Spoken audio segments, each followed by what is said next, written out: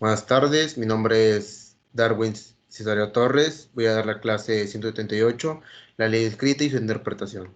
Continuamos. Vamos a empezar con que Geni es quien parte de la finalidad de la interpretación de la ley estriba en descubrir el pensamiento del legislador. Esto coincide con la tesis de la escuela exegética.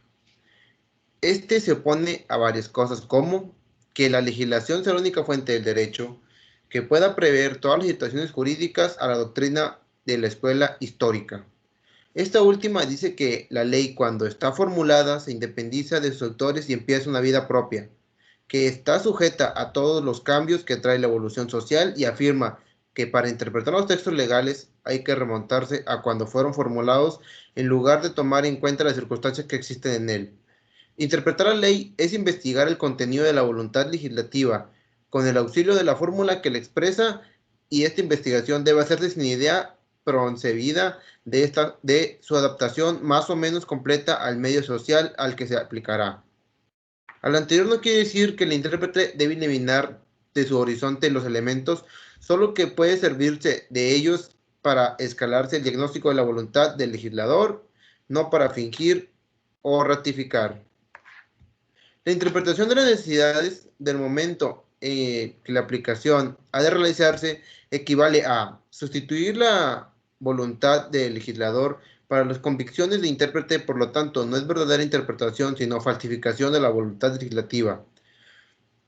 Si la interpretación dependiera de las circunstancias dominantes, en el momento de la aplicación la seguridad jurídica no podría existir. Esto provocaría que el sentido de los textos cambie constantemente.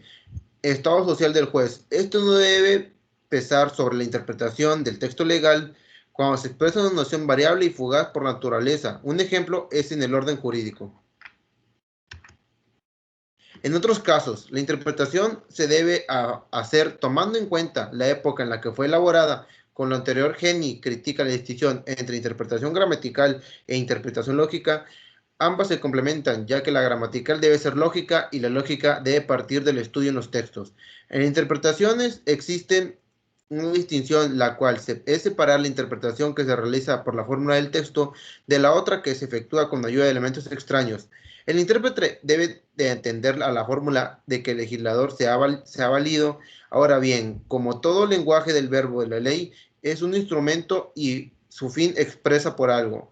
Para el intérprete, para que el intérprete lo aplique en forma sin validación, ninguna del sentido debe desprenderse de la fórmula y no contradiga por algún elemento.